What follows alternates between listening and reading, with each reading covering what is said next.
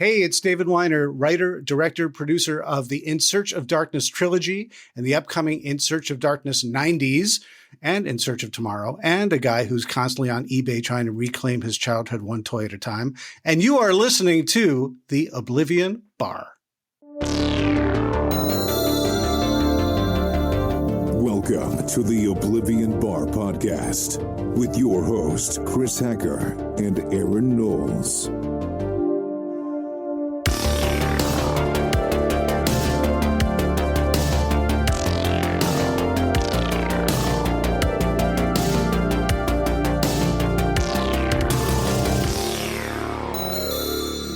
Hello, everyone, and welcome to episode 202 of the Oblivion Bar podcast. I'm your depressed, alcoholic elementary teacher, Chris Hacker, and joining me is the hair-collecting, hot dog-loving co-host and BFF, Aaron Knowles.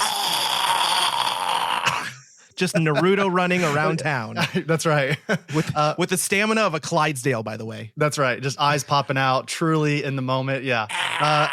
Aaron, we're not alone this week. I'm sure. Oh my God, we're not. Yeah, the people that are clicked on this episode probably know that we're talking about Zach Kreger's second entry in his already impressive horror filmography, Weapons.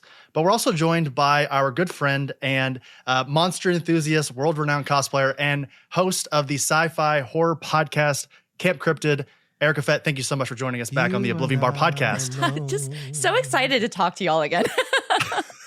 So the moment we hopped on camera, we're immediately just like, bam, bam, bam, bam, craziness. Things are happening. All of a sudden, Erica just like pops on, is like all of it coming to you at once. So Erica, we appreciate you not only joining us again, but dealing with that. No, anytime, happily here. That's the cool thing. She fits right in. Like we could just have the conversation. She'll just pick up and she's right in it. I'm like, oh man, give me that tea. Yeah.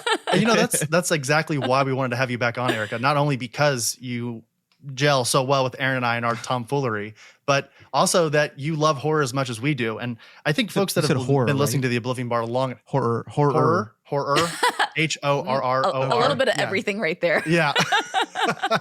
People who have been listening to the Oblivion Bar long enough know that Aaron and I mostly deal with nerd culture, comics, video games, anime. But I think if we have and Aaron, correct me if you think I'm sort of off base here. I will. I know you will. If there's a side genre that we absolutely love and generally key in on, it's horror, right? And Erica, that's sort of your area of expertise, the thing that you love the most. And I'd love for folks who haven't gone back and listened to our first episode together, which was covering Oz Perkins, the monkey from earlier. Was it earlier this year? Was that earlier this year? Mm-hmm. Time is weird. It's a construct. Oh my gosh. I think it was when did that come out? I don't know. I can't remember. But anyway, if people hadn't listened to that episode, and we hope that people do, Erica, tell the folks a little bit about who you are, what you do over at Camp Cryptid, and all those things. Yeah. So hi, everyone. I'm Erica Fett. For those of you who haven't seen me online, I am a model, cosplayer, and podcast host of a little podcast named Camp Cryptid. I mostly love to infuse sci-fi and horror into my work, whether that be modeling themes or cosplay themes. And I just kind of carry that over into my podcast. So I get to do a lot of crossovers with all of my work. But I'm really into World of Warcraft. I'm really into Warhammer. And I love horror. It's one of those genres that I have loved pretty much all my life. So getting to talk to these two awesome dudes about it is an awesome way to spend my weekend. That's right. Yeah. And, we're patrons of yours over at Camp Cryptid. We're lucky enough to have you over on our side as well, which we absolutely adore and love. You have a t-shirt on the way, happy 6 months on the grid. Yes. So we'll have one coming your way. And I will ask you just really quickly on the Camp Cryptid side of things. You had a new episode. Yeah. Was it last week? Yes. Okay, what did you cover last week? Because it's escaping me right now, and I wanted to highlight it for the listeners. Oh, yes. So I do a lot of local festivals, and that's kind of one of the things I like to highlight in my podcast is if there's urban legends and folklore of certain areas and regions, to go out and support those local festivals and kind of promote travel and promote, supporting small business and small vendors within the community. And I had Squonkapalooza, which was in Johnstown, Pennsylvania. And, the episode I just kind of focused on all the lore, cryptids and hauntings of Pennsylvania because, between Gettysburg and Pennhurst and all the cryptids there's a lot going on in Pennsylvania. Mm-hmm. So I just kind of wanted to celebrate, being in that region and kind of give everybody that was there that weekend a little, taste of everything that Pennsylvania has to offer. So sure. Squonk. So I am by far not inclined in geographical stuff. But is Pennsylvania, is that considered like part of Appalachia? Yeah. So Mothman. Yeah. Is that is from that area? Okay. So it's crazy because Pennsylvania actually has kind of its own version of Mothman, and it's called the Butler Gargoyle, and it's kind of like the similar, has the red eyes, like winged, like giant humanoid, dressed like a butler. That's another thing I love when I research these podcasts. I'm like, I had no idea that was a thing. So, but yeah, Pennsylvania's little Butler Gargoyle. Speaking of cryptids, we did give you an official nickname, and I think that we wanted to check with you to make sure that was fitting. And I'll kind of take a little bit of the credit because you should take all the credit. You're the one who came up with it. I'll take. So we called you. We have named you, and again, you can totally tell us to try again. The official Nessie of the Oblivion Bar Pod. I love that. Just a beautiful mystery. Yeah, I love that. Just pops her head out of the water every once in a while. Yeah, sometimes. So we thought it was fitting, I love Nessie as one. I mean, obviously, I feel like it's kind of like the entryway for cryptids for a lot of us growing up. Yep.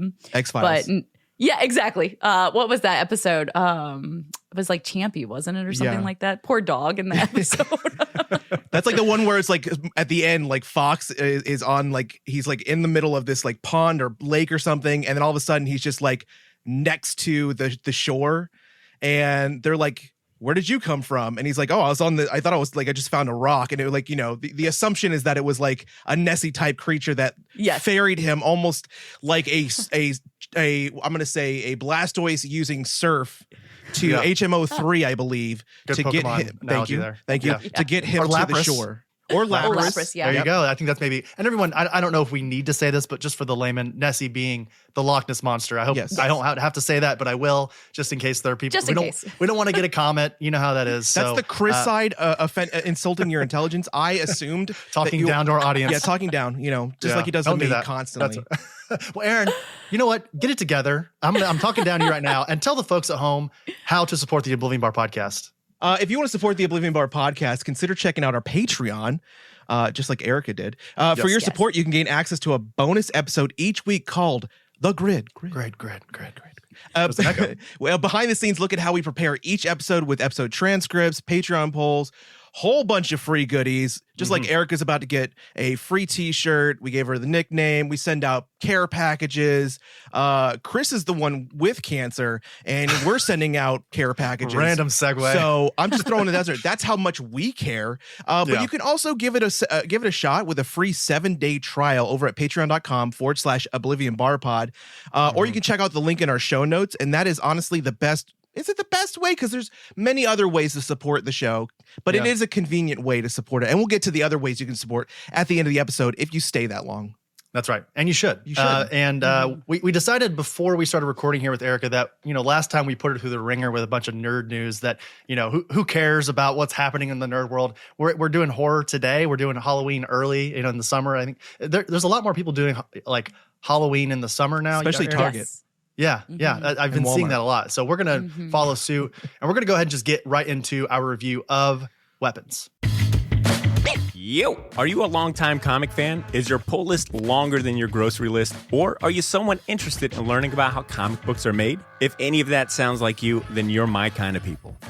I'm Botter Milligan, and I host a Short Box, a comic book talk show. It's one of the longest-running weekly comic book podcasts, and it's the best way to feel like you're hanging out in your local comic shop without ever leaving the house. Join me in the Short Box Nation every Wednesday for news, reviews, and interviews about comic culture and comic books with the people who put their blood, sweat, and tears into making them. The Short Box Podcast is available now wherever you get your podcasts.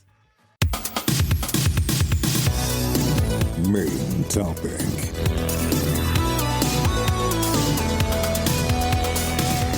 Alrighty, let's talk about Zach Cregger's second entry and the latest horror film happening now here in 2025. So spoilers ahead. If you have not seen Weapons yet, highly recommend that you do that. Ahoy! That's right, honk honk, because if you want to listen to this episode here, we're going to be talking full spoilers. I think it's almost impossible to talk about this film in a respectful way without talking about some details, right? And I will say, you guys can tell me if maybe you feel something differently, but I think knowing the least amount about this movie is the proper way to go in. Like, I would say if you haven't seen a trailer yet, but you're interested in this conversation, this movie, just go. Like, we're just going to tell you straight, at least I'll say, go see the film. I slightly disagree, only because just like Barbarian, you could watch the trailer and still have no idea what you are in store for.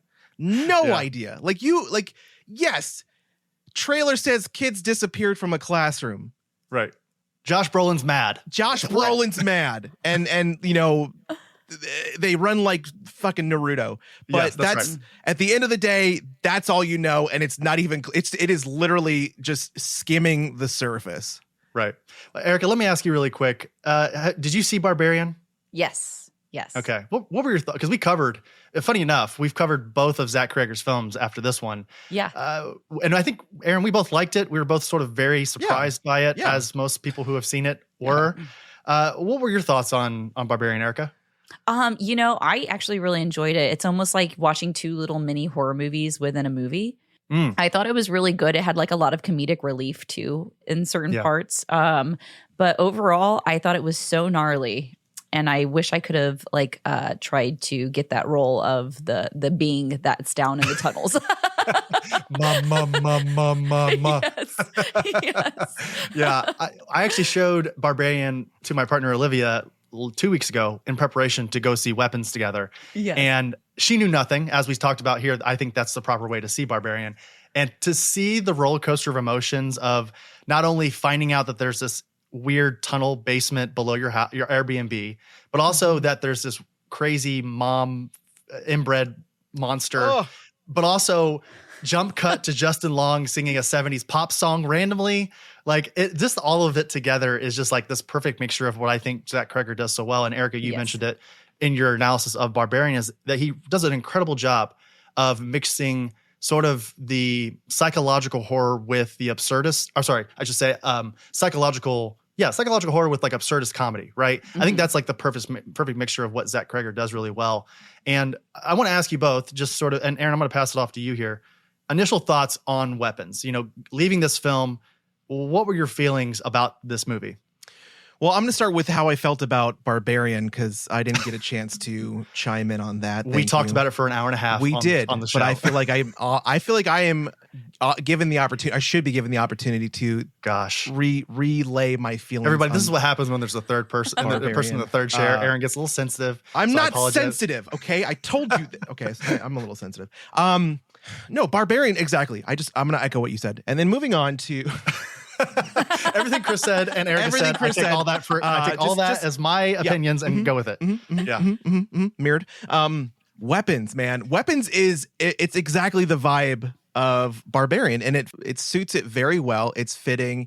But again, just like Barbarian, like, you don't really understand what you're in store for. And as you watch this immersive story just unfold in front of you, and it's incredibly well done, because it's like this, I don't want to call it superficial, but there's so like little like info that's being, it's like a buffet. Everything's kind of spread out in front of you, and you think like 5 things down the line, you're like, I definitely want that.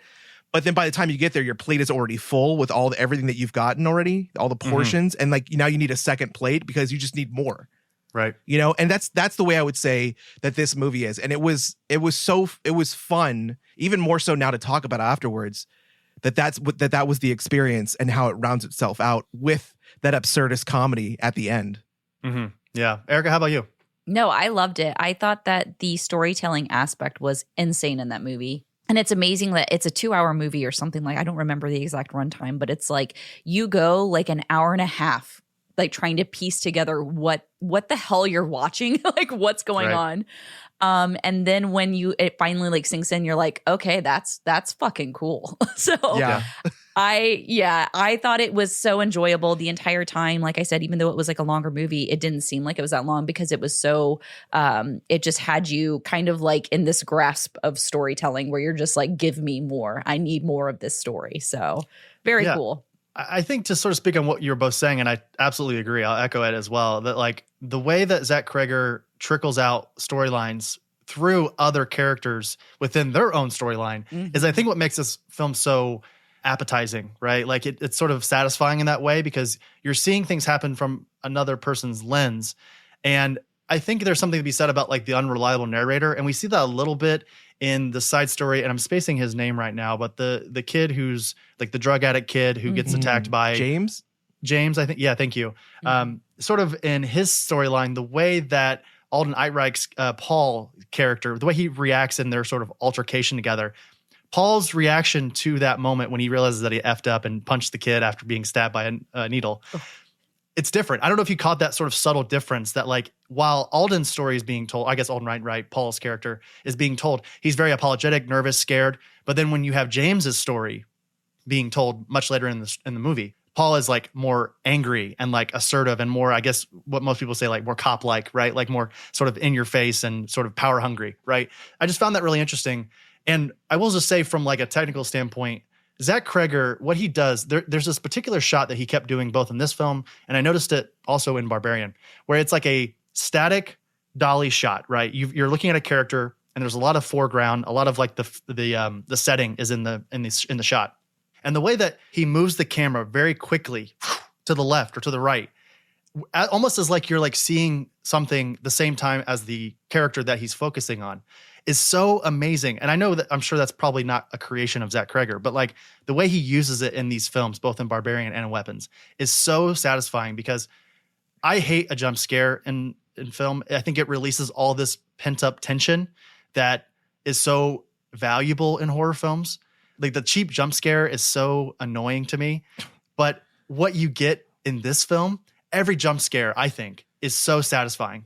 That tension is literally palpable. You can feel, you could cut the tension in the theater with a butter knife. It is so thick and it's amazing. Yeah. Yeah. Just to piggyback off of that, there's a part specifically that had me so uncomfortable, and it's the car scene. Oh yeah. Where that part where she pops in the back of the car at night. Yes. I literally was like, that is genius. That is such like what a move. What a move. Right. Yes. Yeah. Yes. Aaron's imitating the walk. Also, very similar. Oh my God. That scared There's me. the scene as well. Obviously, Josh Brolin with his kid is very similar. But also, is it Julia Gardner, her character, who again, I'm spacing off the top of my head is here. It Gladys? It's Justine.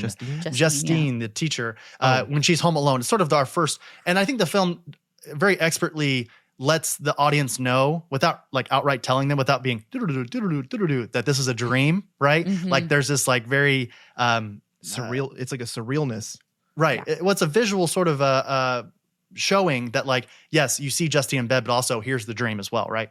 And there's a scene where like she notices, she keeps hearing things in the bathroom and in the living room, and then she goes to bed and she looks up and boom, there's a scary, I think it's a kid. With that was Gladys. Oh, was it Gladys? Okay, Gladys in her dream. So that's what I'm talking about. Like, I think Zach Kreger is, along with, again, speaking on the monkey from earlier, Oz Perkins, Ari Aster, naming others. Like, there's a lot of great young voices, and I'll say this in a very loose, how do I say this without sounding like a dick? Elevated horror, right? Like this, other than like slasher type of horror. I think we've got a lot of incredible folks in this class. But Aaron, I'm going to pass it off to you. Again, folks that are listening to this probably already know the summary, but go ahead and give us a summary here for Weapons. All right, I've been working on this one for a second. Give me a second. Okay. Last night at 2:17 a.m., every child from Mrs. Gandy's class woke up, got out of bed, went downstairs, opened the front door, made a grocery list, walked into the dark, and never came back. This is the story about the community that is left questioning who or what is behind their disappearance. Wow, that was spot on. Were you the narrator in the film? That's exactly it. If you know, you know. That's I was, actually. Yeah, I knew that uncredited. That's annoying. We need to talk to Zach Kreger and New Line I sent Cinema. him an email. I got a bounce back. So I think he gave me a fake email. So that's annoying. All right, well. Erica, tell me about your crowd. So I think if I sort of reading the tea leaves on social media, I think you may have seen this film first on Wednesday. Is that correct? Yeah, I went on Thursday at 2:17. At 2:17? Yeah. Was there really a showing at 2:17? Yeah. It started at 2:17. No kidding. That is amazing. Okay, tell us about that. And like at first when I was booking the tickets, I was like, why is it 2:17? And then I was like, duh. It was good. The crowd was really good. I would say, for it being a Thursday especially, but you could really tell during the moments where it was very like full of like tension and suspense that like the crowd was really into it. And I was really hoping for post-credit scenes. I don't know. I was like dying for some more of this story. I'm like, tell me more. But yeah, it was a great time. I had my pretzel and I was like good to go. I could just imagine Gladys showing up at the end in the end credit scene and grabbing the Infinity Gauntlet and saying, "Fine, I'll do it myself." Yeah. Right? Aaron, how was your viewing? I know, again, Eric, I don't know if you listened to a ton of the Oblivion Bar normal episodes, but one of our favorite running jokes between Aaron and I is like, how annoying was our crowd this week for this movie? So, Aaron, how was your crowd for this one? Not too bad. I only had to shush once. I am a shusher. Versus a shut the F up. And that's when I escalate. But honestly, only had to shush one time. Carly and I were going to go see it together. And when we got to the theater, this was the mistake that we made. We did not buy tickets in advance. And so we went, I think it was like a 5:00 showing or 5:40. The only thing that was left was the front row. And I don't feel like breaking my neck to watch this movie. Sure. So I actually, we went home, but I bought a ticket for I want to say it was like 9 p.m. showing. And when I got there, like, again, packed audience, which you don't see a lot, to be honest. You don't see that really a lot. And so packed audience. And it's funny because you were mentioning the jump scares and they got me every single time. I was like, oh, fuck. And like, I like audibly like shocked. And like, I have to keep apologizing to like the guys to my left and right. Cause I was just like, oh, and like, I was like, I'm sorry. They're like, no, it's cool. Yeah. It's funny. You could hear like people go after some of those jump scares in the crowd, right? Olivia and I went to go see it last night. We actually saw it in IMAX, which was really cool. Oh, damn.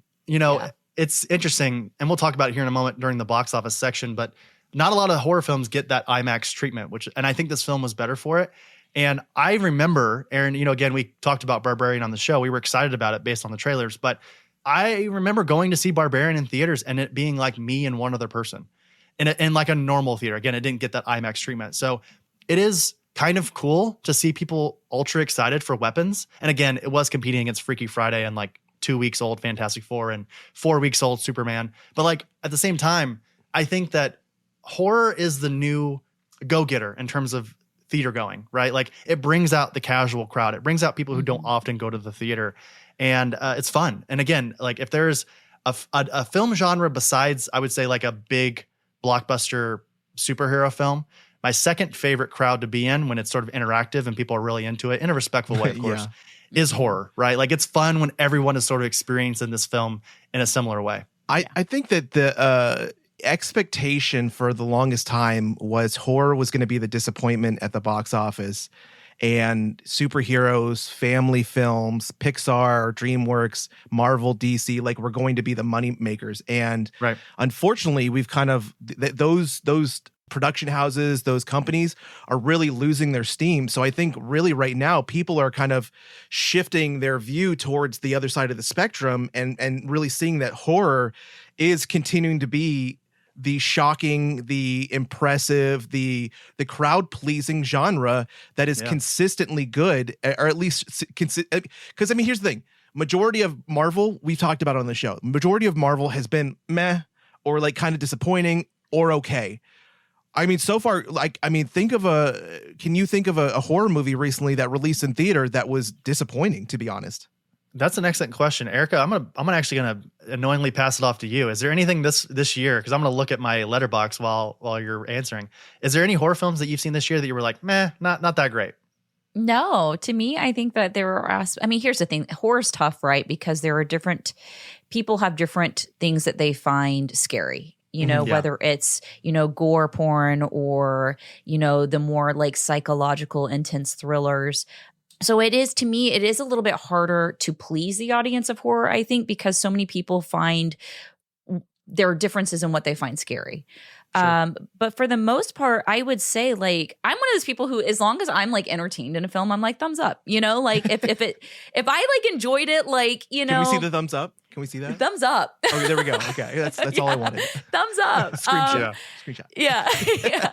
So it's like, to me, I literally watch. I try to find a new horror movie like every single day to try to watch. Whether it's obviously in the movie theaters or on streaming and stuff.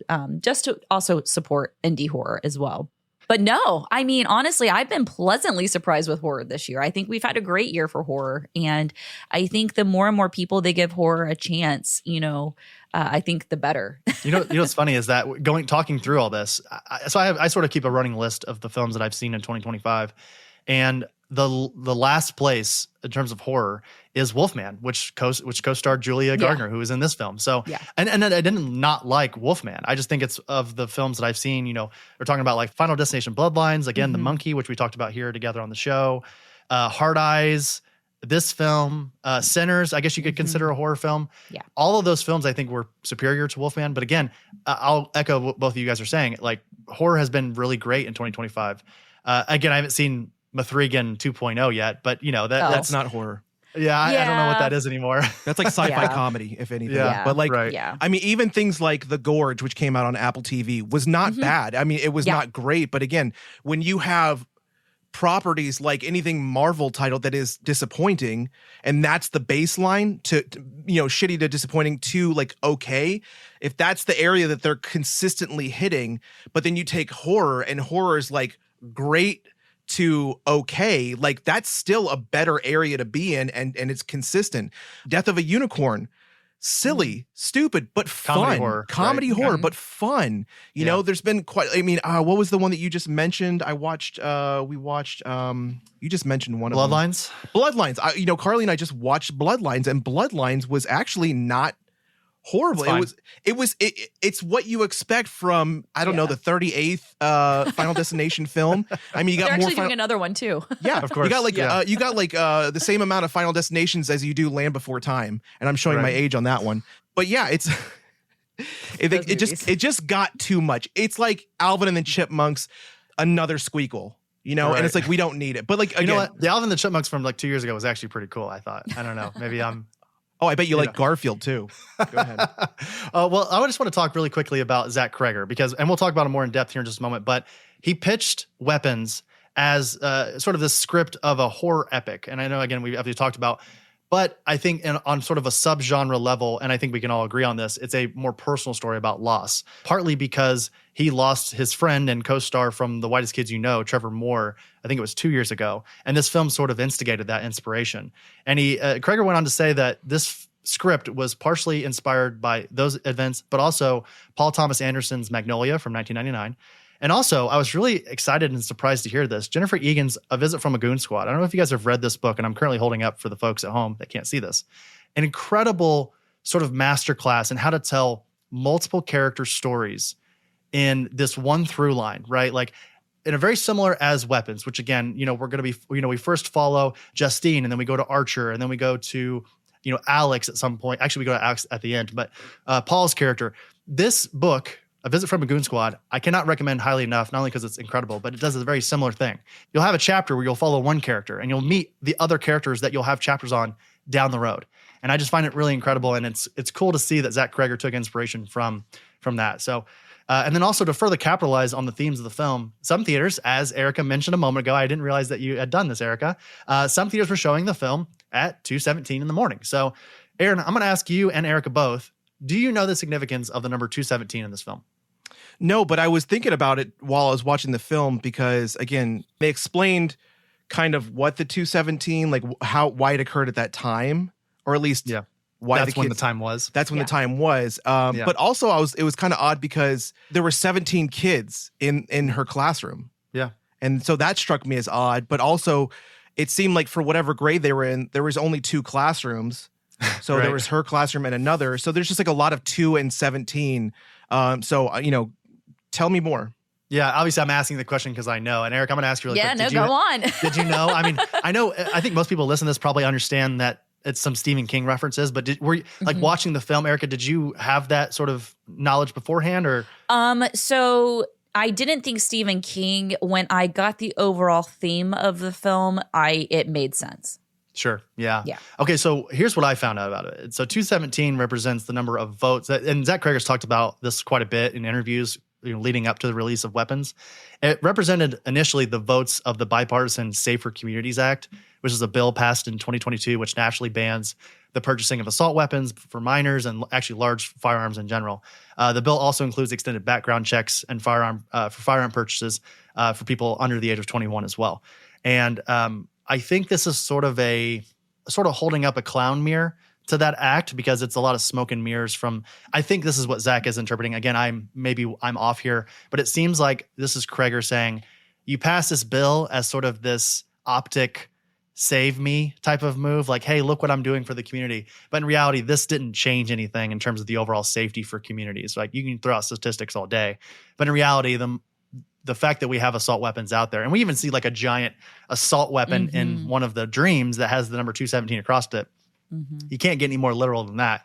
But I will say that, like, yeah, I can totally see Kreger poking fun at this idea that like the U.S. government is trying to pass this bill to, ban assault weapons to make schools safer. But in reality, it doesn't do anything.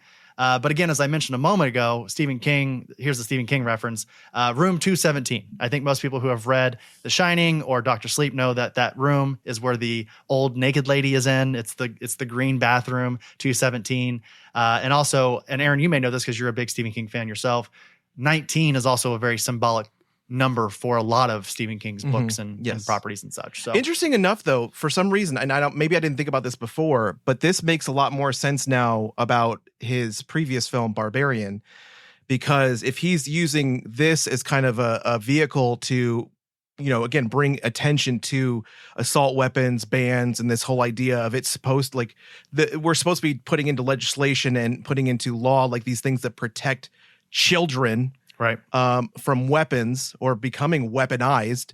It's kind of the same thing if you think about it with Barbarian and how Airbnbs are kind of they're overtaking the affordable housing market because they're all being bought out and turned into Airbnbs. And it's really becoming a problem for young Americans, especially young single folks, young married couples looking to buy their first home because of the lack of supply of homes available just to purchase at a reasonable cost. So it does make more sense now why Barbarian is a little bit more of a social commentary as well, and not just a psychological comedic horror type thing. Yeah, that's an excellent connection, Aaron. Honestly, I didn't even put those two together. And Olivia and I were even talking after seeing Weapons, the meaning of the name of Weapons and also Barbarian in sort of a looser sense. Like on the surface, those two titles don't mean much to the overall story of what we just watched. But if you think about them a little more in depth, and I do want to do that. I want to noodle on that here in just a moment. But Erica, I'm going to pass it off to you really quickly here. Tell us about Zach Kreger a little bit here. Just a couple of notes here. Obviously, he's really new in his career, but I just want to highlight sort of the stuff that he's doing and will be doing here soon. Oh, yeah. So, you have Barbarian, which, to me was like kind of like a cult classic. It was instantly popular. A lot of people really, really loved it because it was so unexpected. And I think the best thing about his films is that so far you have this element of going in, especially when it's pleasantly like unknowing, like anything about the movie, you really are in for a treat because he does so well with this storytelling aspect. And then you've got the Resident Evil reboot in 2026. Yeah, untitled Resident Evil reboot, which I am very, very excited. I know Aaron and I both love, I love Resident Evil. I think Aaron likes Resident Evil-ish, at least the video games. And Eric, I was going to ask you, because again, I know you sort of dive into multiple facets of horror and such. Yes. I think Resident Evil is I don't know.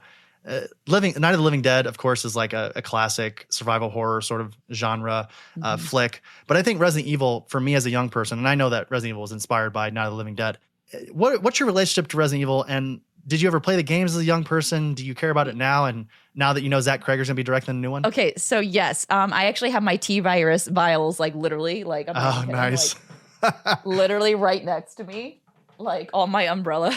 Oh gosh, that's awesome! Yeah, literally, I love it. So I always loved Resident Evil. I grew up playing games.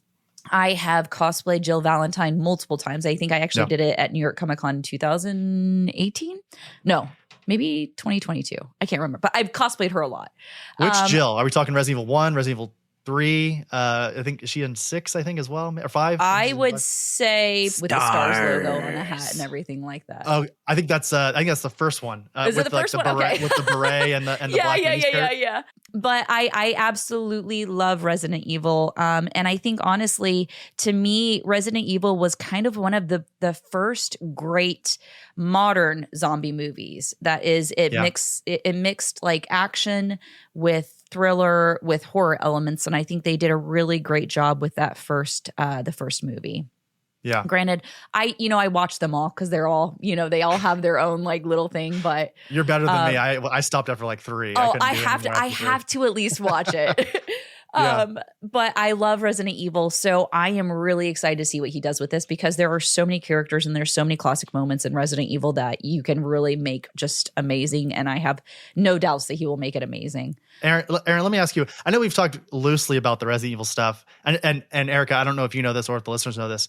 Erica, but maybe both of you. Ultimate love is Milla Jovovich. Aaron loves Milla Jovovich.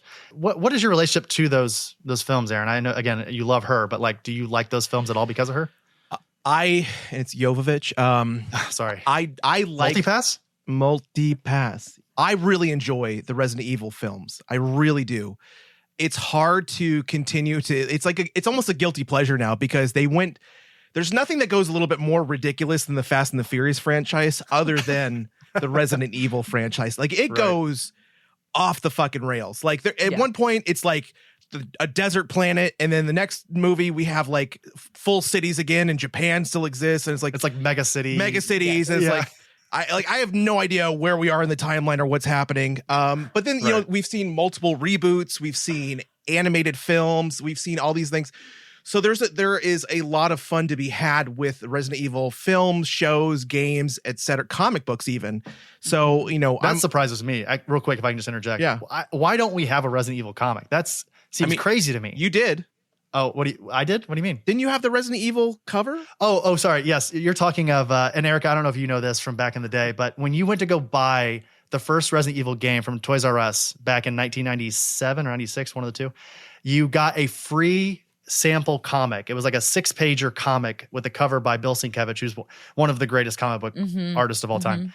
And I have one of the graded versions of that comic, and it's like this. It's this little 6-pager. It's a little crap thing you give for free to like the kids that also bought the Resident Evil game, and that's what Aaron's referencing. And I think something like that would be great. Like let's build off the lore a little bit. I think that'd be really cool. You had a little bit here too about Zach Krager's wife in this film as well. Oh, yeah. So his wife, and she's also an actor, Sarah Paxton, she makes a brief cameo in the film alongside of the other actor, Justin Long, who is also in Barbarian. So pretty cool. Seeing those two together on film, we all know Justin Long and Sarah Paxton. I definitely have seen her in different films throughout time. She looked really familiar, and that was like one of the only impulses I had during the film to like pull up my phone on the lowest brightness and look and see who she was. I didn't do that, everybody. I would never do that in a theater. Wow. I definitely thought about it. Right. Yeah. But I do want to like move on to something that I have truly been grappling with for the last 12 hours since seeing this film. Because I didn't mention earlier, we were talking about how we saw this film. I saw it IMAX, like I said earlier, but we saw it last night. So it's still really fresh for me. On the ride home, Olivia and I were sitting there chatting about it because I immediately needed to know like what her thoughts were. And we were both sort of bewildered by this film. And like, of course, it was entertaining. It was really well shot. Acting was incredible. I liked what I was seeing on screen, but I had a really hard time, at least initially, placing what I thought the film was actually about. And can I give you sort of a very unorganized sort of overview of what I thought Weapons was about, if that's okay with you guys? Yeah. Okay. Let's hear it. So no. Aaron says no. I was waiting for him to say no. So what this film, I think, is saying, because again, this is about a small town where a bunch of kids go missing, and the community immediately flips on this teacher who, for all intents and purposes, has nothing to do with this. They know almost immediately that Julia Gardner's character, Justine, has no involvement with the kids actually leaving. But what I think it says is that, like, in 2025, teachers are up against it. Educators have an incredibly difficult time just doing their job. Like the minimum of just not only doing their job, but making a living from doing their job. I have a lot of sympathy for educators at all levels in 2025. And what happens is these kids go missing. These parents are upset and angry and stressed, and they just all sort of hyper-focus on this teacher, even though this teacher, again, there's no tangible reason to blame her, but they do because they need something to direct all this emotion and energy towards. And I found that really interesting because I think it says a lot about how, and again, everybody, you're listening to this conversation about weapons. Erica doesn't have any children. I don't have any children. Aaron doesn't have any children. We're all 30-plus-year-old people with no kids. So like we're coming from a place of that, right? But at the same time, I think parents are relying a lot on the internet and our teachers and folks like that to raise our kids in a significant way. Whereas like back in the day, even maybe before our time, parents were a lot more involved in their kids' lives. So I think what happens is that like teachers are like forced to raise these kids in a more significant way than they're supposed to. And we see a lot of that in Justine's character. She gets hyper involved with these kids because I think she feels like she needs to. But then she gets chastised and basically crucified for doing that. Like for taking kids home when they miss the bus, or asking these, you see it in the film, you see her sit Alex down at one point and go, hey, listen, you can talk to me.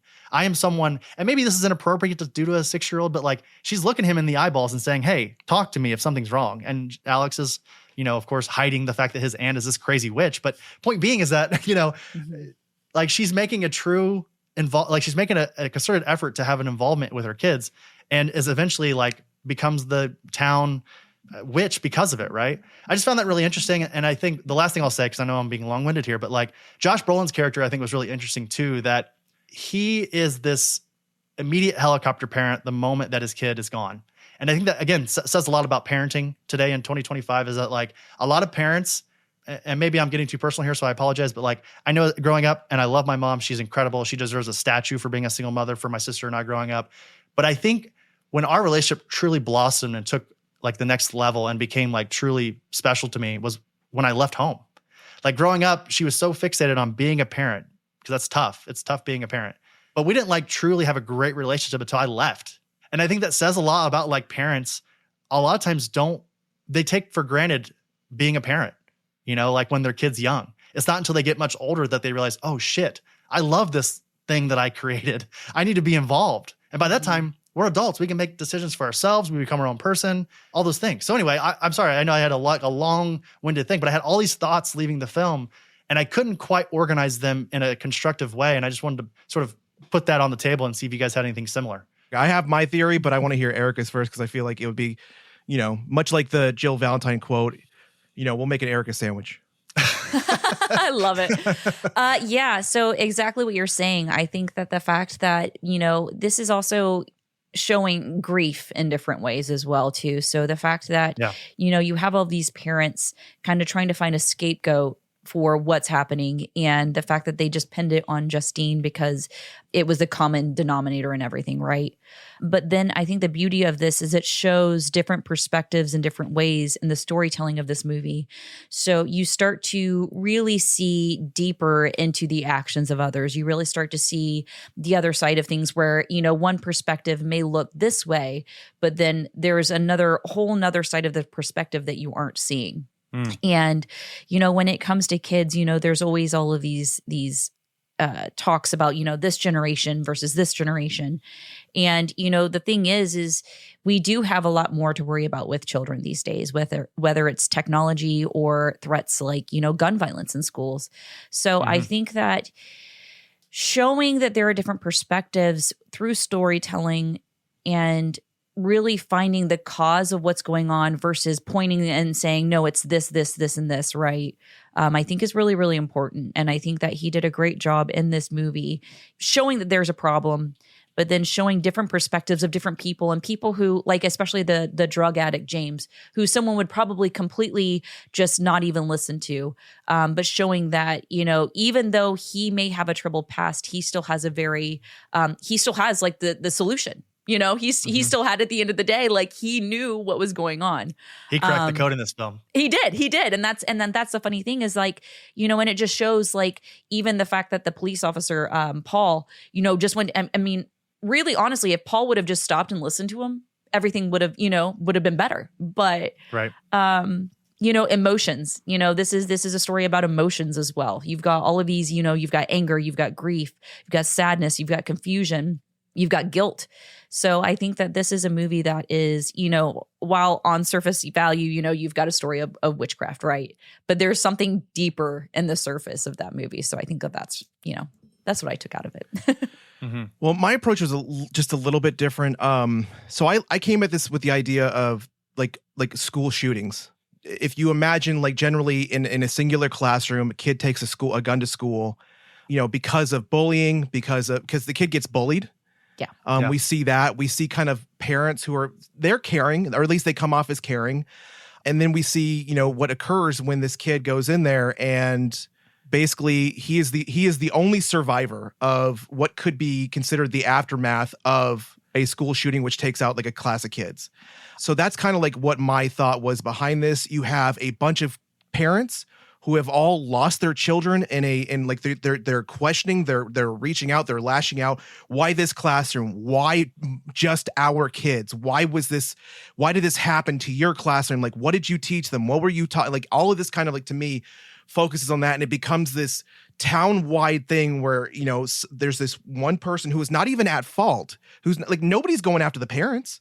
Nobody's talking. Nobody has even done a welfare check on the one kid who survived. Nobody's asked the parent, like, what is going on? Nobody's noticed that this kid is being bullied. He's being ostracized. He's being, you know, he's on his own constantly.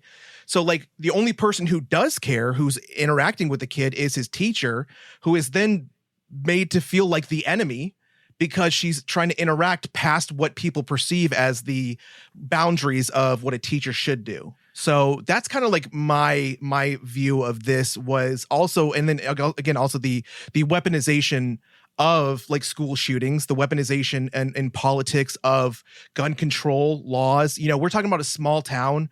And the reason is because like Josh Brolin's character, which we haven't really talked about the characters yet. We'll get into that in a minute.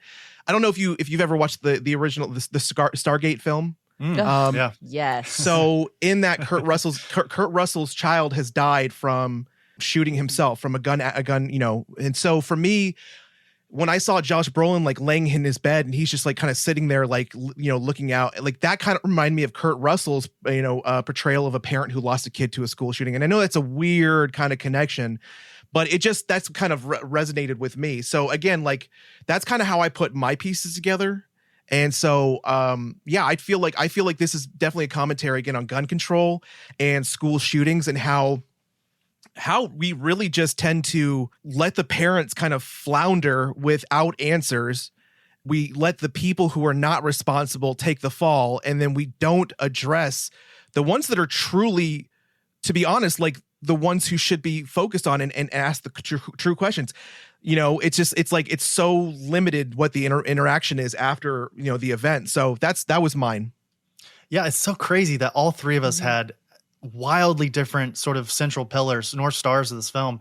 And I think that not only sort of highlights the flexibility of horror, right? And the flexibility and the skill that Zach Cregger has within his tool belt, both again with this and Barbarian. Because again, as you said, this film is both a comedy and a horror in different ways. But the fact that we all sort of took wildly different things that I don't think any of those are bad takes at all on this film, I think truly highlights why this film is an incredible feat, right? Like, leaving this, and I said this last night, leaving the film, the fact that I'm sitting here internally burning on this film and what it meant and what was he trying to say and all these, like that right there, I think justifies it and legitimizes the whole operation, right? That proves to me that this film was worth it in the end, you know? It's got legs, as they say. That's right. That's right. Let's talk about, let's move on to the budget here. So $38 million for this film, pretty standard horror film. I think horror films, you know, modern horror films are somewhere in the 40s to 50s in terms of $1 million. I will say that Netflix at one point was the top buyer for this film. They were willing to pay more money for the rights to the script from Zach Cregger. But New Line Cinema came in and said, hey, buddy, you know, if you want to release this in theaters, we'll do this. I know Netflix doesn't release a lot of films in theaters. Let's do that for you. And then also, if you want to bring it over to New Line Cinema, you will also get final cut privilege, which is, I think, for a lot of creatives. We talked about a similar thing with Ryan Coogler over with Centers. You know, that the final cut privilege is incredibly important to some of these directors. I would say all of them in some capacity. But and then also shout out to New Line Cinema. Welcome back, right? Like, where has New Line Cinema been in the 90s? And Erica, I know, and Aaron, both of you guys can speak to this. As a young person in the 80s and 90s, New Line Cinema was the place for horror, right? Yes. Like that's where you got horror. And it was so cool to see that, what do you call it? Like a movie marker and the multiple black, you know, all that was just so nostalgic. The film reels, like kind of like the like coming together. It's like, that was comforting. Like there's certain, like when you'd see like DIC, right. You know, at the end of your shows, like, you know, and then New Line. Also like the Orion intro. Really burns in my brain. I will say that Warner Brothers currently owns New Line Cinema, so it's not its own production company anymore, but you know, it's cool that it's still a thing. And I'll even say like the intro text for Weapons was very sort of early 90s with like the sort of neon with the shadowy sort of foggy outline. Was Loved very it. nostalgic as well. Yeah. Very cool. Aaron, talk a little bit about the box office here and sort of the optimistic look for Weapons in the next couple of weeks. Yeah, so it's looking good because in the United States and Canada, Weapons released alongside Freakier Friday, which I'm just going to ask Erica, do you give a crap about it all? No. Okay. Chris, any difference?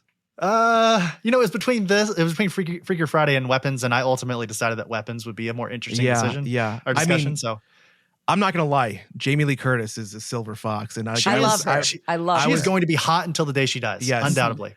Yeah. I apologize for being like, I don't, never mind. Man. I'm going to move on. But like, there's this scene where she's wearing this outfit in the Corvette. I think it's a Corvette in the trailer. And I'm just like, damn. Jamie still got it. Jamie's got it. She Jamie's does. got it. Ever since True Lies. Okay. Oh. Dance Yes. slowly. And was originally projected to gross around 25 to 27 million in its opening weekend. 3,200 theaters with a surprising IMAX formatted release for Weapons, huh? The Thursday previews numbers also have Weapons at 3.9 million for Thursday previews, beating Freakier Friday, shocker, at 3 million. So Weapons has a good shot of taking the #1 box office this weekend Awesome. over Fantastic Four after only 1 week. Four. Which is crazy. Yeah. While Freakier Friday is estimated to open to $30 million, Weapons' current projection is looking a little closer to 38 million, possibly more with, the amount of word of mouth that it's getting and the amount of coverage that the Oblivion Bar podcast is taking. That's weird that they would cover that in an article. Yeah. So we only mentioned the Fantastic Four because A, Fantastic Four costs over $200 million. Wild. To produce. B, it's obviously it's a Marvel Studios film, and then C, Pedro Pascal dropped out of this movie to star in Fantastic Four: First Steps. LOL, and Josh Brolin replaced Pascal. Let me ask you. I think all of us here on this pod, I'm going to assume Erica as well, are fans of Pedro Pascal. Yeah.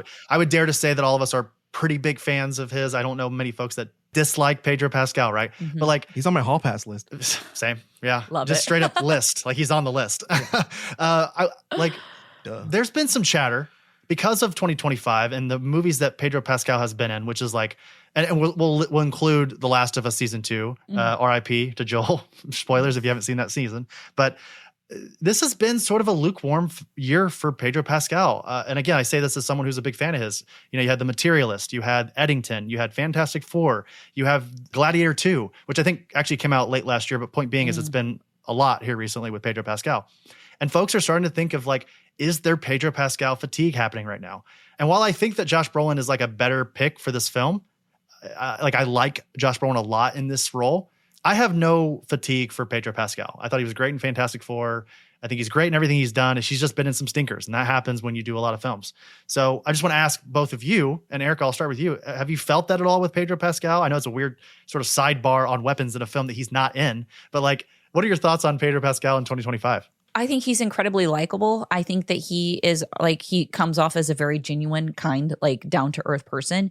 And I think that at the end of the day, if you look on a sheet of paper and you get offered a contract, right, and it's Weapons, which is going to be, I don't want to say like it's not going to have the budget of 200 million.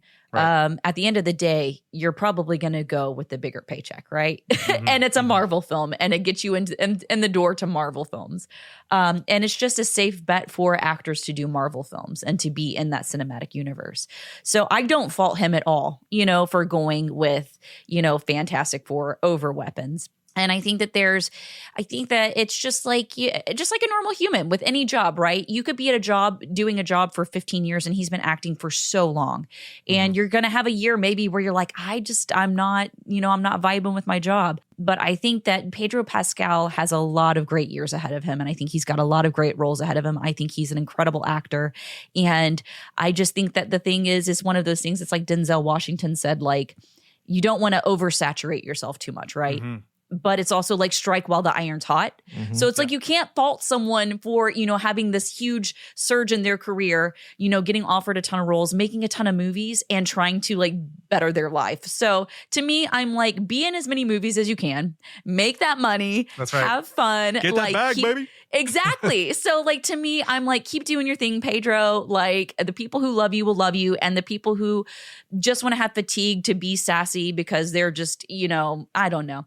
I love Pedro Pascal. I think he's great. And I want to see him in everything. I don't even care if it's like 15 movies a year. Give it to me. That's right. I think the best point that you made also is that, when you get into the MCU, like you are essentially almost putting yourself into longevity, like a potentially a long, sorry, Jonathan Majors, like a potential, like long lasting, at least contract franchise, so that's definitely like, I agree. Like, again, I can't get mad at somebody for getting mad. Like, I'm not going to get mad at somebody for taking a bunch of roles. I mean, the thing that's really incredible about Pedro Pascal and the fact that I know that I don't have any kind of fatigue for Zaddy is the fact that man is so talented with just what he can portray, whether it's good, bad, towing the line, like we saw in Gladiator 2.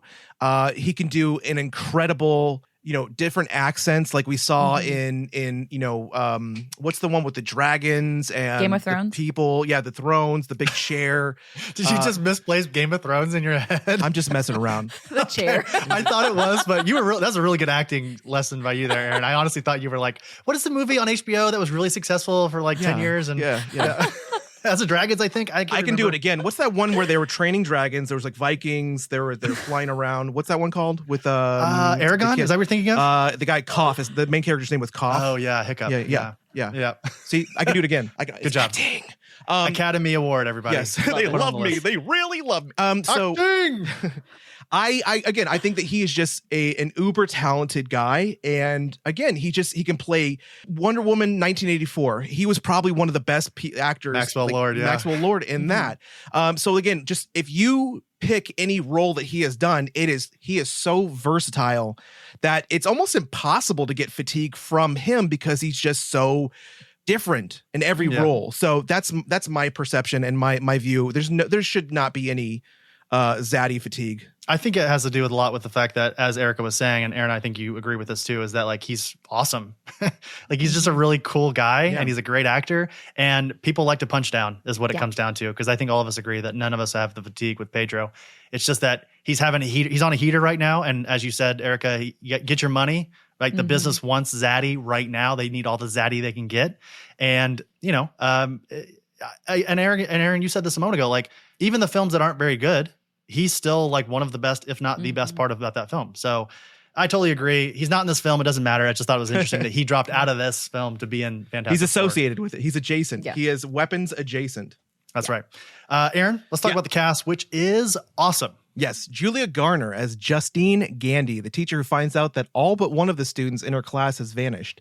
Josh Brolin as Archer Graff, the father of Matthew, one of the missing children. You got Chris messing around with the list, and you got Carrie Christopher as Alex Lilly, the only child from Justine's class who did not disappear. Did I not? Okay, anyways. Alden Ehrenreich as Paul Morgan, a police officer who has a complicated relationship with Justine and alcohol. Austin Abrams as James, a homeless drug addict and burglar. That guy was ridiculous. Benedict Wongers as Andrew Marcus, school Such principal. A good scene. Yeah.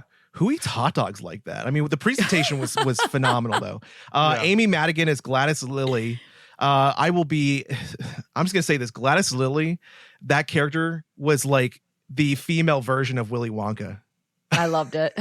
So that's Alex's great aunt. Toby Huss as Ed Locke, the police captain and Donna's father. If you've never seen a movie called Down Periscope, I highly recommend that because Toby Huss in that is hilarious as the electrician for this submarine. It's like all about it. It's like a Navy-based comedy. It's hilarious. He's also in King of the Hill. I don't know if you were tracking that one as well. I can't remember which actor he actually plays, but 1 second, let me tell you. He plays a lot of people. It's Khan Supahana. I can't even say his name, but you guys know who I'm talking about. So in Down Periscope, he plays like the electrician, and he's got so much, like he's been electrocuted so many times that every time he gets zapped again, he starts singing like he's basically catching radio station signals. So like in the movie, he'll get zapped and be like, "No, you're listening to Easy Listening. Wow, another hard rock station." It's like it's such seamless and hilarious acting. You got to check it out. June Diane Raphael as Donna Morgan, who is Paul's wife. And wow, that it was a great cast. What a great cast. Yeah. Just speaking on that, Aaron, while you're sitting there talking about it, who in this film were you sort of captured by? Because again, I think this film is very specific in the fact that we're following these characters for a certain amount of time. We get, again, their POV of this story in like a very specific way, unlike many other films. So we get like a really cool opportunity to see these films, or see these actors and these characters in a sort of not romantic, but like in a very like specific way. Who sort of stands out to you?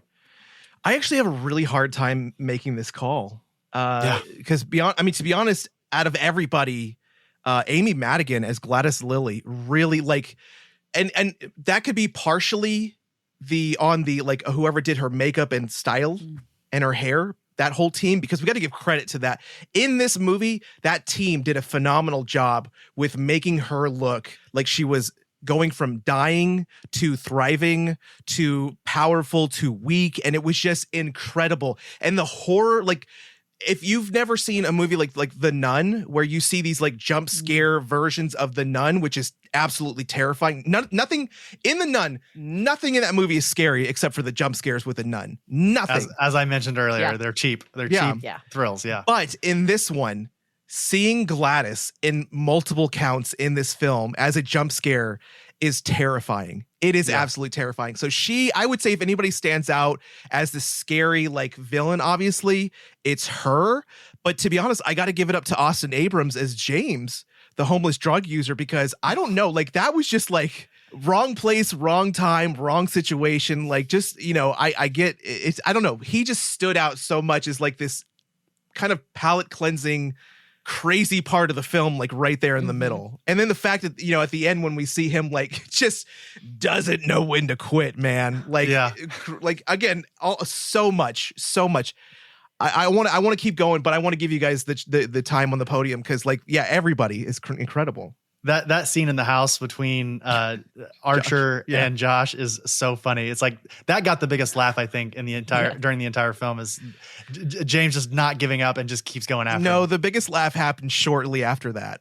Oh, interesting. Yeah, I guess the finale. But Eric, I'm going to pass it off to you. Is there anybody specifically or a couple folks that really stood out to you in this film that you really enjoyed sort of seeing their POV? Yeah, see, I love Julia Garner. I think she is an incredible actress, and I loved her from Ozark, and I actually even loved her in The Wolfman.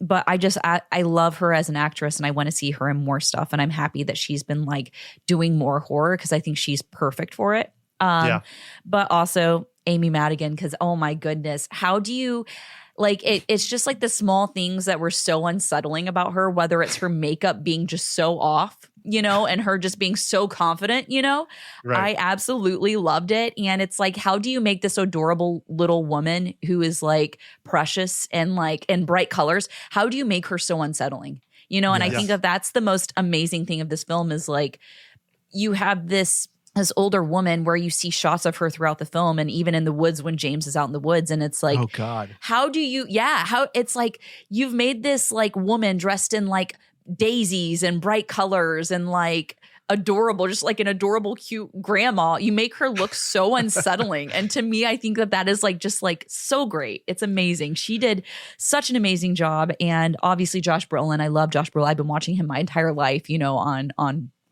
films and movies. So it's just kind of like seeing him. As much as I do love Pedro Pascal, he did an amazing job with this. So, and also Carrie Christopher, the little kid, like he did, first film. Holy cow. Like I hope he has a great career ahead of him because he did an amazing job. But no, I loved everybody in this. I thought there wasn't one person that I thought was like a weak link. I thought everybody did a great job. Can I interject real quick? I want to just comment real quick on what you said, Erica, about Amy Madigan as Gladys Lilly. Again, selling the idea of everything being okay at home. There's no problem here. Everything's good. Mom and dad are sick. I'm taking care of them. I'm just visiting. If I could convey the idea again of the legislation around school shootings and weapon control, I would say that Gladys's character could portray that of a politician or that of a, you know, like a what do you call it? Not a politician, not a damn it. Who's the people that work? A lobbyist. Lobbyist. Like a lobbyist, you know, somebody who is in Hollywood who just makes things seem like a Pollyanna, I think it is. Somebody who makes everything seem okay. Like, there's no problem here. We're good. Like, you know, these kids aren't in danger. He's fine. You know, like, sorry. That to me is like a good way to kind of metaphorically portray those people in this film. Mm-hmm. And I'll continue to give Amy Madigan her flowers. I think she is one of the best, if not the best part of this film. I mean, I remember her from like Field of Dreams. That's like when I think of her, that's the first thing that comes to mind. I know she was in Grey's Anatomy for Uncle a while Buck. too.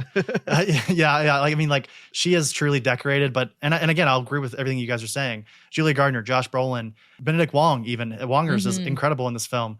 And I got to give a very specific shout out to Alden Ehrenreich, who, you know, everybody knows him from Solo, but also I kept thinking of that Hail Caesar scene. Have you guys seen Hail Caesar from the Coen brothers where it's like seen that one yet. What would it were so simple? It's a scene between him and Ralph Fiennes.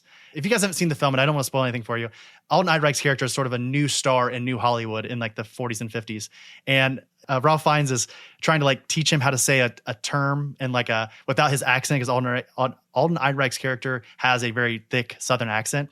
And the scene is gold. It's like 3 minutes long in the film. The film is like okay around it, but that scene specifically it's gold. It's so incredible. Your line, just say it as I say it. Say your line exactly as I'm about to. Just as I'm about to do. Sure, okay. Would that it were so simple. Would that it were so simple. Would that it were so simple. Would that it were so simple. My dear boy, why do you say that? Why do you say twere? Well, you should say it like I said it. Yes. Would that it were so simple. Would that it were so simple. Would that it were so simple. Would that it were so simple. Watch my mouth. Would that it were so simple. Would that it were so simple. Keep your head still. Would that it were so simple. Would that it were so simple. Would that it were so simple. I'm trying to say that, Mr. Lawrence. And I mean, since then, everything I've seen him in, up to even Ironheart recently, which Aaron, I know you haven't seen, and Eric, I don't know if you watched Ironheart over on Disney Plus. Alden Ehrenreich's character was really great. I won't spoil who he is in case anyone hasn't seen it, but I just want to give him a specific shout out because he's one of my favorite. Oh shit, he's in this guy. Like, he's one of my new favorites of that. When I see him in a film or a TV series, I'm like, I'm cool. Like, I love this. So, gosh, I think we've talked about this thing to death, guys. I don't know if there's anything. Actually, one last thing I guess I'll bring up before we sort of close this conversation out. And that is the finale. I'll say the last 12 to 10 minutes of this film. Aaron, you mentioned it, sort of a crowd pleaser. I'll tell you guys, and maybe I'm alone in this. You can tell me. This movie to me, and this might be a spoiler for my eventual rating, was a solid 4.5 until the last 10 minutes of this film. I loved the line that it was towing between sort of this absurdist comedy / psychological horror there for the entire runtime.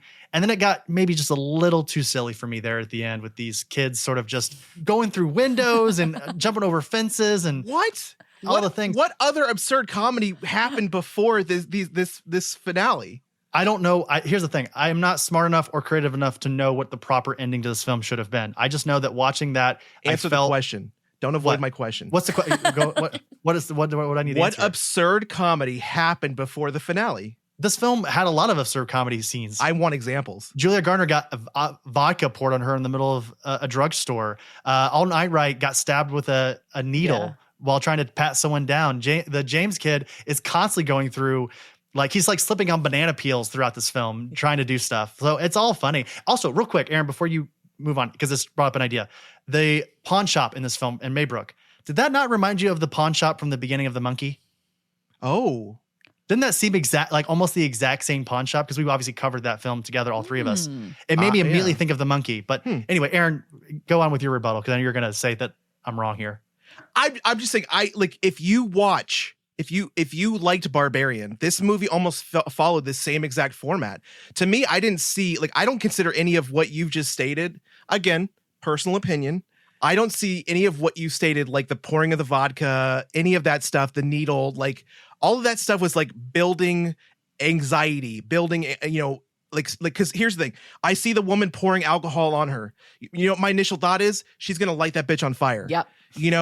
I saw the needles as like just being kind of a thing that was just like poking the bear, fanning the flames of what Paul was already dealing with, and the alcoholism and the stress, and another person in this community who is being put on edge by trying to do their job, but having expectations of the community that he works for, and he's just trying to do his damn job, and his relationship, who is, everybody just needs something from him, and he's not getting what he needs, and we don't exactly ever really know what that is, because that's his own personal quarry / battle. So like, none of that to me was absurdist comedy. The absurdist comedy was the absolute finale, was all of that. And to me, that's exactly how it played out, just like it did in Barbarian, when we see this fucking crazy ass chase down of this basement old lady ripping arms off and beating people to death. Like, that's jumping off of like a grain water towers and water, shit, whatever like it is. Yeah. Like that to me, that was exactly like what we saw here. My favorite part of this entire film, besides like the slow build of what was being created with the anxiety up to this, but the fact that you have this insane kindergarten class of just like monsters who have just been like, again, this is re-weaponizing them and turning them against the people that were manipulating them and using them to really take down like, again, this is, to me, again, back to my metaphor of it being, weapon control and school shootings. This is the youth taking it back and being redirected to actually go after the people who are responsible for what is going on in their town, taking that power. And despite nobody knew what the hell was going on, but these kids knew whether they knew it or not, they went after her. And again, it was ridiculous with tearing her apart. It was almost like, what was it? Shaun of the Dead, but like, and it was crazy. And it's like, but that, to me, that was the absurdist comedy that really, came to a head at the end. And it was just so entertaining to watch the smashing of the kids running through the windows and like not just going fucking ham. Okay. Well, Erica, care to be the tiebreaker here? What were your thoughts on that finale? Did you like it like Aaron, or were you sort of in between / didn't love it as much like me? Oh, as soon as, and spoilers, I mean, I would hope that by now anybody who's listening has hopefully seen it. But spoilers, right. As soon as she had that comment where she said she can make him even eat another person, I knew. Yeah. So I loved the cannibalism at the end. I thought it was sick. I was like, I really enjoyed it. I was like, especially after so much heavy, trauma and all of these heavy themes, to have like kind of like something that's a little bit more like light. And, and it too, it kind of goes back to how Amy Madigan looked as Gladys, this like very carefree, like almost like she should be like a kindergarten teacher. And then for her to be just completely annihilated by these kids was awesome. I loved it.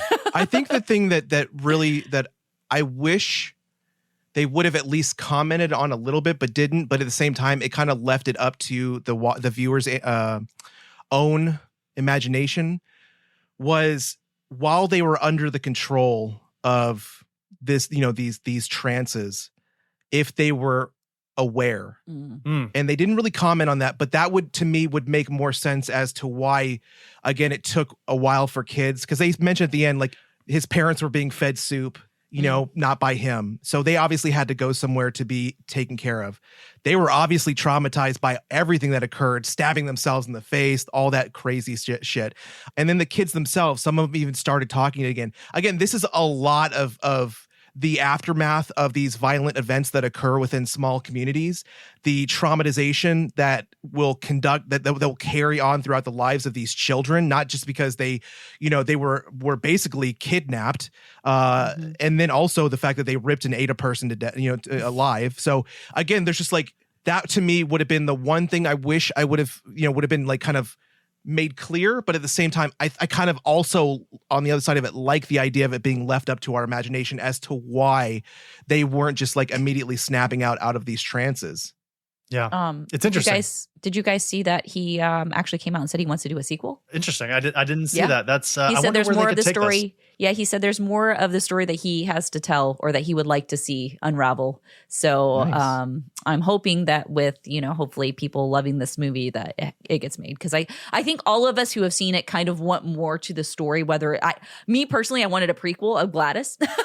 Yeah. Because I'm like, I need to know how that even came to be, because that's a whole thing in itself. I was going to say, but they've also have confirmed that this is in the same universe, same world as Barbarian. Oh, I didn't know that. That's interesting. And I mean, I guess I could see that. Yeah. Which, if is the case, that means Justin Long's character might actually be the same character from Barbarian. Yeah. I mean, well, he's an actor in Barbarian, and he eventually gets his head smashed at the end of Barbarian. So That's true. Weapons could Well, be a we don't see prequel. him after. Yeah. I don't know. Yeah. Interesting. Well, I'll tell you what. Let's go ahead and round this thing out. I think we've talked weapons pretty in depth here. And let's go and give our final thoughts here. So, again, as we always do, Erica, again, I don't know if you remember our sort of rating system here on the Oblivion Bar, but we rate everything out of 5 David A. Weiners, who is the director and writer of In Search of Darkness, In Search of Tomorrow, famed horror fanatic as well. I'm sure he would enjoy this conversation. David, if you're out there, we love you. So, Erica, we're going to start with you. Out of 5 David A. Weiners, and you can do a half fractions of a rating, what are you going to give Zach Krager's Weapons? I'd say a 4.5. Okay. All right. That's solid. Yeah. I love that. To me, it's like horror's always been a little political, right? But but you mix that message with witchcraft and I'm in. I'm in. Yeah. Aaron, how about you? I'm going to give it a 4. Yeah. A really, really strong 4. Yeah. Okay. Too much hair. That's a lot of hair. Yeah. A lot of hair being wrapped around, but Yeah. Yeah. I will say 4 as well. And again, as I said earlier, Erica, similar as you, like I was like everything about this film up to, I think maybe Alex's sort of solo story. Gosh, was I just so into this film. I was thinking this could be in contention for a 5. I was very close. I loved everything about this film up until I'd say like Alex's story back. Like everything from the film on. And I'm not even saying that I didn't like Alex's portion. And again, I'm not even saying I didn't necessarily love or I didn't necessarily like the finale. I think that's where I started to sort of like back off. I sort of became a little more precious of this rating in that moment. So yeah, I'm gonna give it a 4 though, a solid 4. I need to get some clarity. Erica, did you agree with me on the absurd? She did. Yeah. Absurd, okay. I kind of wanted to hear it from her again. Oh, sorry. My apologies. Yeah. Okay. Yeah. I don't get a lot of chances to be at least agreed with or winning certain arguments. Battle Royale. And so I have to take it where I can get it. So thank you for confirming that. Before we go, though, before we move into giving, I know we're about to wrap this up, but I have 2 questions I wrote down that I wanted to ask you, Erica. Chris, nothing to do with you. Okay, I'll leave. Bye. Yeah, please just go ahead and mute and walk away for a little. Go get a snack. No, I wanted to ask if I know we're gonna. Chris is probably gonna ask this during when we say goodbye. But is there any like horror stuff? Is there anything in like genres that you really love that you're excited for coming up? Like movies coming out? Movies, shows, and because then my next question is actually going to be: are you excited about Alien Earth? Because that's kind of a cryptid story horror. Yes. To be honest, like it's the boogeyman in space type thing. Yeah. So I kind of want to know if that's an example. Is there anything else that you're like pumped about? I'm excited for Eggers' werewolf movie. Yes. I love werewolves, so the fact that he's making something that's like a period piece, because I love horror when it's like a period piece. I just think there's something that's so like raw about it. Like The Witch, you have like this, it just seems like a little bit more, I don't know the word I'm looking for, but it's just so rough to be, back in the 1300s and have to deal with a werewolf, right? Because it's already awful conditions. But I'm very as well. Yes, I loved it. And also the costuming, like, I'm very excited for Badlands. I think that looks very, very good. I am a huge Predator fan, so doing anything with like an underdog predator on a planet where there's tons of crazy shit, I'm down for that. Trying to think of anything else that I know is coming out. We got a trailer during this, at least I got a trailer before this film for Oz Perkins' Keeper film that's coming out later this year. Oh, yeah. So I remember seeing the preview of that during the Monkey. So I'm curious as to what that's going to be about. But I mean, anything Oz Perkins, I'm totally excited to watch too. So yeah. But yeah, Alien Earth, of course. Like, I loved Romulus. I just want that universe to just continue. Like, I want it to succeed. Yeah. Yes. It took me this long. I just got it in the mail like 2 days ago. I had to wait because I don't know if you saw, like, they came out with all those popcorn buckets for Alien Romulus. And there was one, I think it might have been AMC. It was the containment unit that has the alien that glows in it. People were charging like $150 to $200 just for that one, and it's so small. Like I finally got one in the mail. I paid $30. Good job. I was patient. But the thing is like this big. Yeah. Oh, of course. Like, I don't even know how they fit any popcorn in there. Like you can get like 6 kernels that are puffed, and it's like you're full. Yeah, but so that I'm excited. I'm a huge fan as well. Chris knows. We talked about Killer of Killers on the show recently. And can I say real quick on the Alien front too? San Diego Comic-Con that Aaron and I were both at, we were working most of the time or somewhere else. They gave out an Alien Earth Trad Moore poster. Trad Moore we're going to have on the show later in August. I bought it in the aftermarket. I paid $70. Again, it's not, I mean, it's a Mondo poster, so that's how I sort Mondo, of justified it in my brain. But at the same time, Trad Moore doing Alien, doing a Xenomorph, how do you not get that? I think is my justification for it. So, and Aaron, to speak on your popcorn buckets-ness of it all, I am waiting in the very similar way for the Galactus popcorn bucket. When those things eventually aren't $200 in the aftermarket, that'll be me as well, wanting to get one of those. So I love that you do the popcorn buckets. Yeah. My wife has banned me from buying any more popcorn buckets. No, I got we don't have room. My Jaws chum bucket and then the actual Jaws behind me right here because I bought both of them. I was like, yes. I don't have room for it. I can't even display. We got the Batman, the 80th anniversary, the spotlight. Yep. And I can't even display it because it's that one is so big. It is so fucking big. It's like the Jurassic Park one that's like huge. Yeah, but it's also like the so the only other one that I wanted recently after that was Captain America Brave New World. They had the shield that extended into a popcorn bucket, and I was like, I have to get that one. So I bought that one. But it's like, how do you display that? Mm-hmm. Like you can't display it as a bucket. It's like, and I have like 16 shields because I used to cosplay as Captain America before I got my COVID weight. Now you're Red Guardian.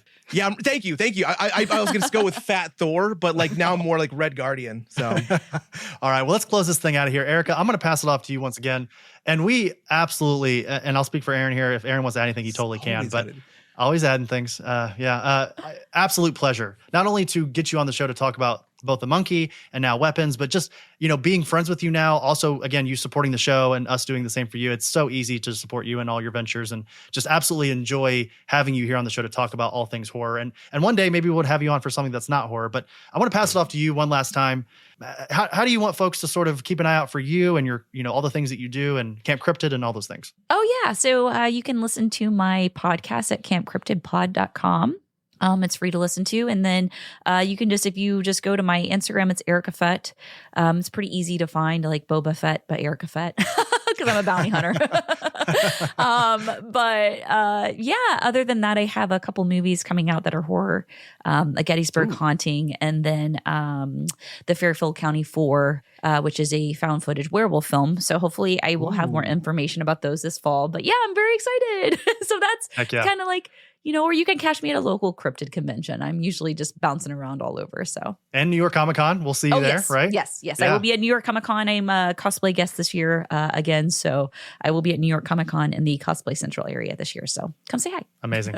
Well, once again, Erica, thank you so much for joining us. We greatly appreciate it. Love to have you back on as soon as possible. Maybe for Keeper in the fall, if you have time. We do a Halloween special every year. I mean, if you have the availability, we'd love to have you back on in some way. But either way, we'll see you at New York Comic Con, and that will do it for episode 202. Aaron, that'll do. Take us out of here. That'll do, pig. That'll do. Okay, subscribe to our podcast, Apple Podcasts, Spotify, YouTube, Audible, iHeartRadio, wherever you listen to your favorite podcasts. That's where we are. Thank you to our patrons, Alice, Aaron, Botter, Brennan, Brett, Chris S., Chris White, Christy, David, Elliott, Erica, George, Gianni, Greg, Haley, Ham6, Jake, Jeremy, Joe, John M., Justin, Kyle, Kristen, Loxie, Mac, Miles, Mike, Olivia, Ryan, I, Robert, Saunter, Sebastian, Sean, Travis, Tyler, Zach, and Brad and Lisa from Comic Book Couples Counseling. Whew. Nice. Okay. If you want to support the show without spending any money, follow on your preferred podcasting platform, and a 5-star rating and or review on Apple Podcasts and Spotify helps the show a ton. Go over to the Cryptid podcast. Camp Cryptid. Yeah. go over to the Camp Cryptid podcast and do that as well for her. Yes. Okay, follow us on Blue Sky, Instagram, TikTok, and Twitch at Oblivion Bar Pod. Official merch of the show can be found on our website, oblivionbarpodcast.com. Big thank you to Endless Comics, Games, and Cards for sponsoring the show. Thank you, KXD Studios, for all of our Oblivion Bar art. He's at KXD Graphics on Instagram. Thank you, Dream Kid, for all of our musical themes. Thank you, DJ Skyvac, for our grid theme. And don't forget to tip your bartenders 20% or more. You're a piece of shit. Erica, I don't know why he tries to do it so quickly, but this is the thing. I love it. It's a running joke or a running theme that Aaron likes to try to speed through the call to action. But Aaron, I mean, it gets better. It gets better each time. It's my personal bit. But because people are always asking, like, why don't you pre-record it? Because I don't want to. I want to do it fun. It's my passion. I don't get to do much in the show. I'm like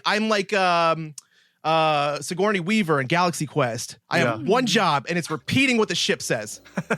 And wearing low cut shirts that shows off your V. Yeah, Deep V. That's right. All right, everybody. Thank you so much for listening to the Oblivion Bar podcast. We will see you all next week for episode 203.